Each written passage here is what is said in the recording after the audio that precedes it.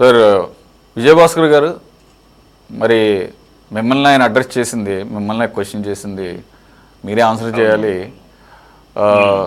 ED ఇంకా మాట్లాడితే సెంటర్కి, వైసీపీకి, జగన్మోహన్ రెడ్డి గారికి లోపాయికారు ఒప్పందం ఉంది, ఇప్పటికీ ఆయనకి సహకరిస్తుందని చెప్పి అంటా ఉన్న ఆ కేంద్ర ప్రభుత్వం యొక్క అండర్లో పనిచేసేటటువంటి ఎన్ఫోర్స్మెంట్ డైరెక్టరేట్ చూపిస్తున్నటువంటి దూకుడు కూడా మీరు ఫామ్ చేసినటువంటి సిట్ చూపించట్లేదని చెప్పేసి కొంతకాలంగా అర్థమవుతుంది. ఈ మధ్యకాలంలో సిట్ కొత్తగా దీన్ని ఈ ఎంక్వైరీని ముందుకు తీసుకువెళ్ళినటువంటి పరిస్థితి అయితే కనపడటం లేదు. ఈడీ అయితే కనుక ఇప్పుడు కీలకమైనటువంటి వ్యక్తులతోనే తన విచారణను ప్రారంభించింది. ఆల్మోస్ట్ సీఎంఓ గుమ్మాన్ని తట్టింది, చీఫ్ మినిస్టర్ ఆఫీస్. మరి ఈ పరిస్థితుల్లో మీరు వేసినటువంటి సిట్టు ఈడీతో ఎంతవరకు సహకరిస్తూ ముందుకు వెళ్ళబోతుంది, లేకపోతే ఈడీ నుంచి ఏమన్నా మీరు సిట్టు సంపాదించినటువంటి ఇన్ఫర్మేషన్ ఏమన్నా తీసుకొని మళ్ళీ దీన్ని ఇంకాస్త ముందుకు తీసుకెళ్లే అవకాశం ఎంతవరకు ఉంది? దీంట్లో ఒక లాజికల్ కంక్లూషను ఎంత త్వరగా తీసుకొస్తే మీకే అంత మంచిది. లేదంటే కనుక దీంట్లో ఏం తేల్చకపోతే ఢిల్లీ లిక్కర్ స్కామ్ లాగా అది ఖచ్చితంగా మీకు నెగిటివ్ అవుతుంది, వైసీపీకి ప్లస్ అయ్యే అవకాశం కనపడుతుంది. ఈ మధ్యకాలంలోనే లోకేష్ గారు ఒక కాన్క్లేవ్, ఒక ఇంగ్లీష్ మీడియా కండక్ట్ చేసిన కాన్క్లేవ్లో అక్కడ కూడా రెడ్ బుక్ అనే ఒక అంశం ప్రస్తావనకు వచ్చిందని చెప్పేసి విన్నాం. ఈజ్ ఇట్ స్టిల్ ఫంక్షనింగ్ అంటే ఫంక్షనింగ్లోనే ఉందని అన్నారు. మరి అలాగే మీ కార్యకర్తలు కూడా ఏదో సందర్భంలో ప్రశ్నిస్తే దానిలో జగన్మోహన్ రెడ్డి గారి పేరు ఉందా అంటే త్వరలోనే చూస్తారని చెప్పేసి ఇండైరెక్ట్ మెసేజ్ లాగా ఏదో ఆయన ఇచ్చినట్టుగా వార్తలు వచ్చినాయి. అంటే మరి అది లిక్కర్ కేసులోనా, లేకపోతే కల్తీ లడ్డు కేసులోనా? కల్తీ లడ్డు ఆయనకు ఉండే అవకాశం లేదు, ఆయనకు సంబంధం. ఎందుకంటే అదేమి సీఎం ఆఫీస్ నుంచి నడిపింది కాదు, టీటీడీ బోర్డుకు సంబంధించింది.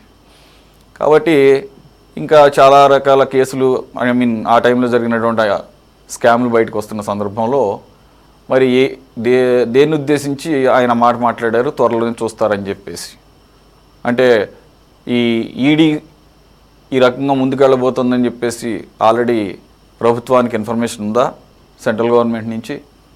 దానిలో భాగంగానే త్వరలోనే ఒక సంచలనాత్మకమైనటువంటి పరిణామాలు ఏమన్నా చోటు చేసుకోబోతున్నాయా? ఇప్పుడు మీరు అన్నట్టు లేటుగా దిగిన ఈడీ చాలా ఫాస్ట్ గా యాక్ట్ చేస్తుందని డిబేట్ ఆరంభంలో మీ ఉపోద్ఘాతంలో పేర్కొన్నారు. ఇప్పుడు ఈడీకి సిట్టు స్లో అయినట్లుగా ఉంది అని అంటున్నారు. సిట్టు ఈడీ ఇంటర్ఫీర్ అయిన తర్వాత దానికి సంబంధించిన సమస్త సమాచారాన్ని సిట్టు ఈడీకి ఫీడ్బ్యాక్ ఇస్తుంది.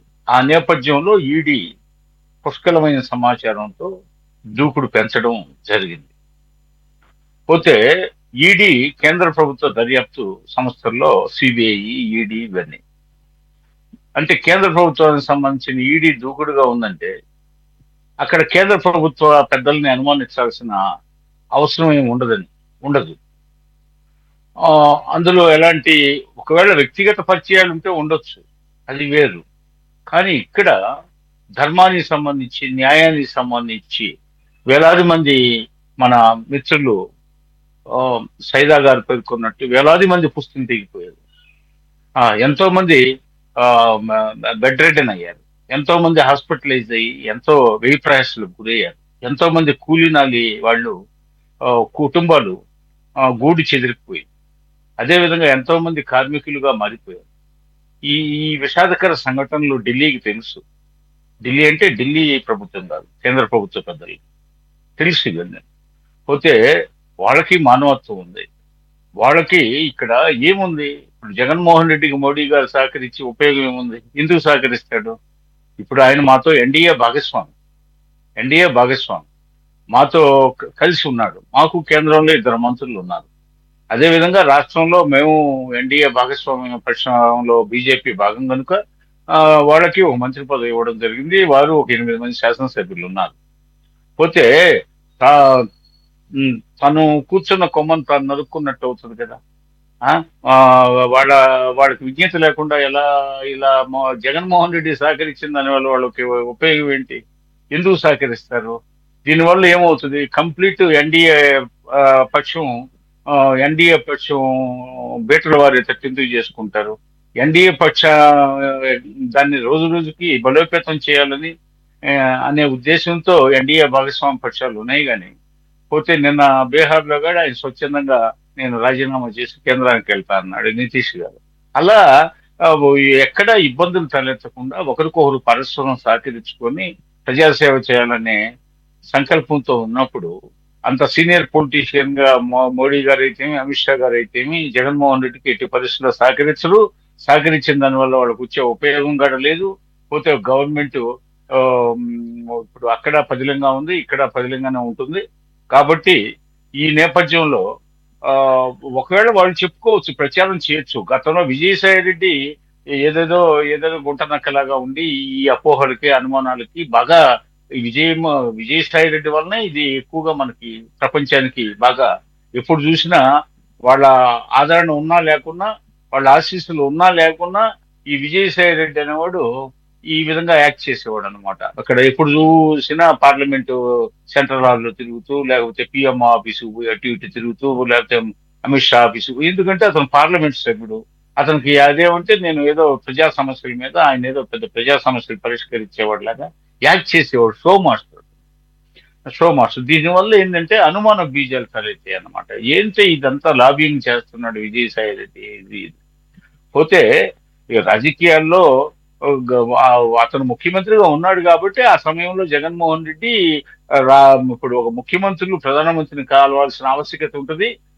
దానికి సంబంధించిన అపాయింట్మెంట్లు కోరడానికి విజయసాయి రెడ్డి కొంత ఉపయోగపడి ఉండొచ్చు. ఆ, పోతే ఏదన్నా నిధుల సేకరణ కోసం ఏదన్నా లాబింగ్ చేయడానికి పోయి ఉండొచ్చే కానీ పోతే ఇంకా ఏదైనా కుట్రలు కుతంత్రాలు అంటే వాళ్ళు అనుమతి ఇచ్చేవాళ్ళు కాదు. వాళ్ళకి నిర్దిష్టమైన బీజేపీ వాళ్ళకి నిర్దిష్టమైనటువంటి సిద్ధాంతాలు ఉన్నాయి.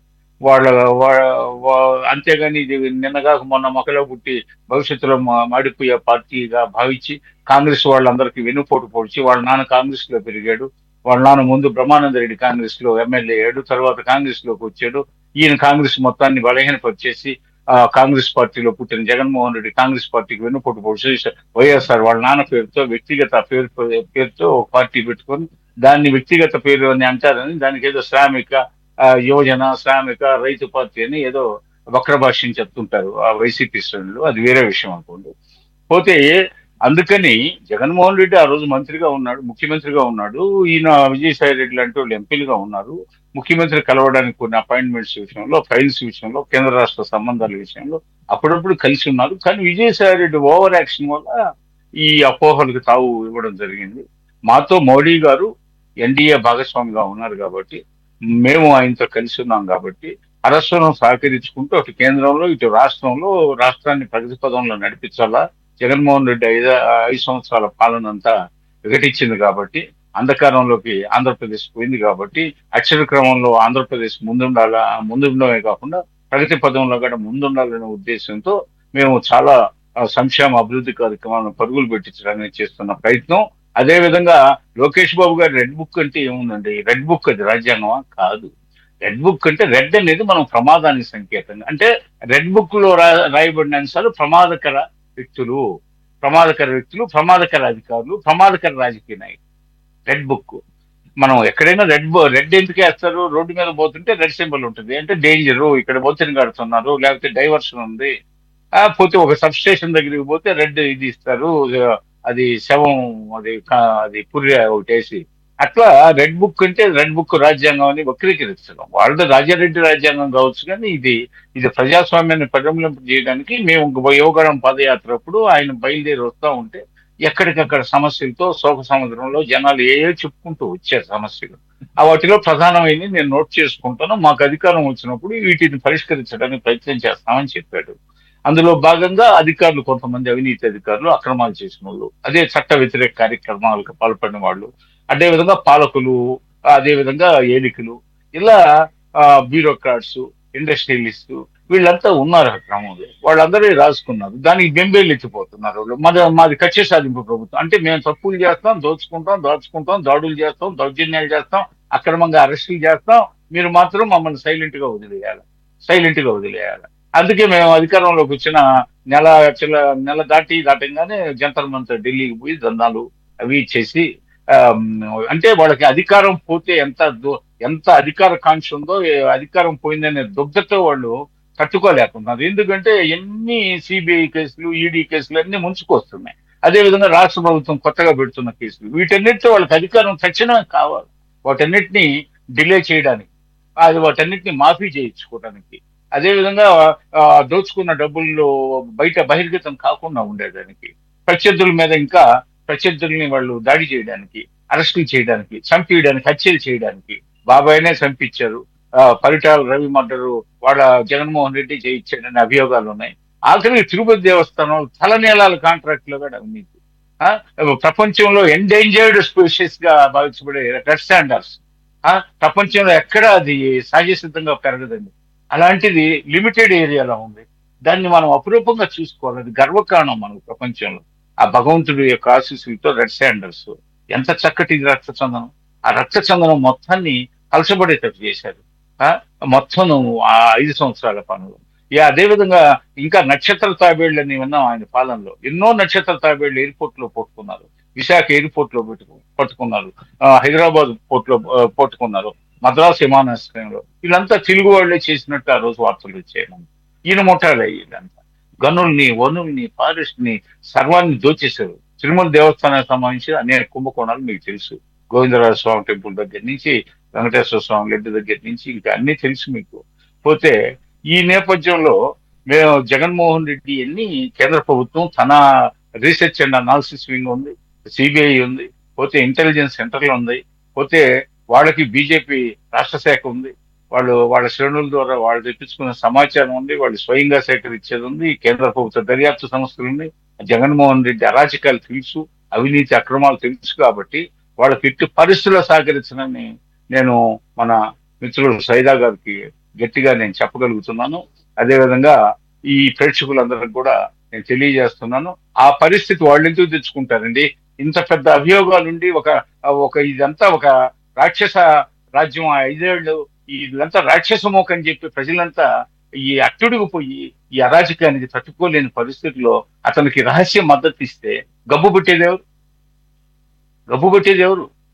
కాబట్టి ఆ విషయాలు వాళ్ళకి తెలియదా? తెలుసు. కాబట్టి వాళ్ళు ఎందుకు ఇస్తారు మద్దతు? ఆయనకి అవసరం ఏముంది? ఈ రోజు కావాల్సిన సంఖ్యాబలం ఒక టీడీపీకి 135 సీట్స్ ఉన్నాయి, పోతే జనసేనకి 21 ఉన్నాయి, పోతే 8 సీట్లు బీజేపీకి ఉన్నాయి. మొత్తం 164 సీట్లతో 94% స్ట్రైక్ రేట్ తో వచ్చాం. ఎవరన్నా డిస్టర్బ్ చేసుకుంటారా రాజకీయంగా ఉన్నటువంటి ఈ సమైక్యతని? కలిసి ఉంటే కలద సుఖం అనేది గ్రహించిన ఎన్డీఏ కలిసి కట్టుగా ఉంటుంది, అందులో ఎలాంటి సందేహం లేదు. జగన్మోహన్ రెడ్డిని అరెస్ట్ ఎప్పుడు చేస్తారు కింగ్ పిన్ అని మన సైదా గారు అన్నారు. ఆయన తలుపు ఎప్పుడు తడతారు, ఎప్పుడు బెడీలు వేస్తారు, ఎప్పుడు ఓచలు లెక్క పెడతాడు, ఎప్పుడు చెప్పుకోడు తింటాడనే అర్థంలో. కాబట్టి ఇప్పుడు ఈడీ సడన్ గా ఆకస్మికంగా అనూహ్యంగా ఎలా వచ్చిందో ఆ పరిస్థితి కూడా త్వరలో వస్తుంది, ఆ పరిస్థితి కూడా త్వరలో ఉత్పన్నం కాబోతుంది. అన్ని ముహూర్తాల దగ్గరికి వచ్చినాయి. ఇవన్నీ ప్రజలకు చూపించడానికి. ఎందుకంటే వాళ్ళు వ్యవస్థలు నిర్వీర్యపరిచారు, అన్ని వ్యవస్థలు నిర్వీర్యపరిచారు జగన్మోహన్ రెడ్డి టైంలో. అలా కాకుండా మేము ప్రజాస్వామ్యబద్ధం కాల్తే ప్రజాస్వామ్యంలో ఏదైనా లేట్ అవుతుంది. దాన్ని ప్రజాస్వామ్యబద్ధంగా విచారణలని టైం తీసుకుంటాయి. వాళ్ళది నిరంకుశ ప్రభుత్వం, వాళ్ళది డిక్టేటర్షిప్, వాళ్ళ మధ్యయుగాల నాటి ప్రభుత్వం. కాబట్టి జగన్మోహన్ రెడ్డి రాత్రి చంద్రబాబు నాయుడు లోపలేశాడు, రాత్రే. మేము అలా వేయాలనుకుంటే జూన్ 12 చంద్రబాబు నాయుడు ప్రమాణ స్వీకారం కాగానే మొదటి నిమిషంలో గంటలో జగన్మోహన్ రెడ్డి లోపల వేయలేకనా? ఆయన పెద్ద వస్తాడా? ఆయన పెద్ద మల్లయోధుడా? కోటి రామమూర్తి గారి మల్లయోధుడా? మమ్మల్ని అందరినీ అట్లా ఎట్లా వేస్తారు? ఇది ప్రజాస్వామ్య అయినటువంటి ప్రభుత్వాల్లో అలా వేసే అవకాశం లేదు. కానీ అలా వేస్తే అలా వేయటం మూలానే కదా ఎటువంటి రిజల్ట్ వచ్చిందో వాళ్ళు గ్రహించారు. ఈ మధ్యకాలంలో జగన్మోహన్ రెడ్డి గారు కూడా ఆ క్లోజ్ అసోసియేట్స్ తో ఆయన కూడా ఒప్పుకున్నారని చెప్పేసి వార్తలు వినపడుతున్నాయి. మనం చంద్రబాబు నాయుడు అరెస్ట్ చేయడం అనేది అతిపెద్ద పొరపాటులాగా కనపడుతుందని ఆయన కూడా గ్రహించారని చెప్పేస్తుంది. కాబట్టి అటువంటి పొరపాట్లు చేస్తే ఎవరికి నష్టం? మీకే నష్టం. కాబట్టి ప్లీజ్ సురేష్ గారు ఇక్కడ వినండి. ఇప్పుడు చంద్రబాబు నాయుడు గారి మీద ఎలాంటి ఎలాంటి అసలు ఎలాంటి వార్తలు లేకుండా, ఎలాంటి దురభిప్రాయాలు లేకుండా, మీడియాలో ఎలాంటి కథనాలు లేకుండా సడన్ గా అరెస్ట్ చేసి 58 రోజులు 53 రోజులు జైల్లో పెట్టారే. నిరపరాధి నిర్దోషి అని చెప్పి దర్యాప్తు సంస్థలు కొట్టేసే కదా, కోర్టులు కొట్టేసే కదా. ఇప్పుడు చంద్రబాబు నాయుడు 53 రోజులు శిక్షించబడ్డాడు కదా. ఆ జరిగిన అవమానానికి, ఆయన శారీరకంగా హింసించిన దానికి, మానసికంగా హింసించిన దానికి ఇప్పుడు జగన్మోహన్ రెడ్డి మీద, ఆయన ప్రభుత్వంలో పెద్దల మీద, ఈ అధికారుల మీద ఏం చర్య తీసుకోవాలంటారు? ఏం చర్యలు తీసుకో? నిరపరాధిగా తెంచేసే కదా. చంద్రబాబు నాయుడుకి ఎలాంటి సంబంధం లేదు. ఆల్రెడీ జరగాల్సిన, జగన్మోహన్ రెడ్డి ఆల్రెడీ రాజకీయంగా ఆయనకి శిక్ష పడింది. అదే ఆయన గ్రహించారన్నారు. జనరల్ గా జగన్మోహన్ రెడ్డి గారు ఎప్పుడు కూడా త్వరగా దాన్ని యాక్సెప్ట్ చేసేటటువంటి మనస్తత్వం కాదు. కానీ ఈ ఒక్క విషయంలో చంద్రబాబు నాయుడు గారిని అరెస్ట్ చేయడం అనేది పెద్ద పొరపాటు లాగా ఆయన కూడా గ్రహించారు. కాబట్టి ఏమంటే ఆ పొరపాట్లు మీరు కూడా చేస్తారంటే చేయండి, చేస్తే దానికి పర్యవసానాలకి తగ్గ సిద్ధంగా ఉండాలా. రైట్. అందుకు అదే సార్ నేను అనేది అదే. మీరు జూన్ 12 అన్న అంశం ఎత్తారు కాబట్టి నేను మాట్లాడాల్సి వచ్చింది. కానీ జూన్ 12కి 2 సంవత్సరాలు అయినా మేము అరెస్ట్ చేయలేంత వరకు దర్యాప్తు సంస్థలు. ఇప్పుడు సురేష్ గారు డిబేట్ లో పోయిన డిబేట్ లో మీరు ఎందుకు అరెస్ట్ చేయట్లేదు? సుప్రీంకోర్టు ఈ విధంగా ఇస్తుంది, దర్యాప్తు సంస్థలు ఈ విధంగా పేర్కొంటున్నాయి, మీరు ఎందుకు తాత్సారం చేస్తున్నారు? జగన్మోహన్ రెడ్డి అండ్ కోని ఎందుకు అరెస్ట్ చేయడం లేదండి? ఈ రోజుకు మేము అరెస్ట్ చేయలేదు. ఎందుకంటే ప్రజాస్వామ్యాన్ని నేను ఎప్పుడు అలాగే నేను ఎప్పుడు అలాగ సుప్రీం కోర్టు అది కేసు మెరిట్స్ ప్రకారంగా మాట్లాడతారు తప్ప ఎవరైనా కానీ కేసు మెరిట్స్ ప్రకారంగానే మాట్లాడాలి. కేసులు ఇప్పుడు ఇది కూడా సీఎంఓ వేదికగా జరిగినటువంటి ఈ కుంభకోణంలో సీఎం పాత్ర లేదేంటి, సీఎం పాత్ర లేకుండా జరిగిందనే ప్రశ్న వేయడం వరకే మా పాత్ర. ఓకేనా? దాన్ని ఎస్టాబ్లిష్ చేస్తున్నామని చెప్పేసి మీ సమాధానం వ్యక్తిగత అభిప్రాయం అని చెప్పట్లే. మీరు ఏదైనా ఆనాడు సుప్రీంకోర్టు విషయాన్ని పేర్కొన్నారు, ఈ రోజు సీఎంఓ ఆఫీస్ లో పెద్దలు ఉన్నారు, ఏంటి పరిస్థితి అంటున్నారు. అది మీ వ్యక్తిగత విషయం కాదు కదా. ఇది డిబేట్ లో మీరు ప్రజల నాడి పోతే అసలు సీఎంఓ ఆఫీస్ పరిస్థితి ఏంటి, సుప్రీంకోర్టు ఈ విధంగా అన్నది, అది మీరు మీడియా నుంచి వాచిటాక్ కాబట్టి మీ లోపాలు ఏమున్నాయి? మీరు మంచి చర్చే పెట్టారు. రైట్. ఇది విషయం.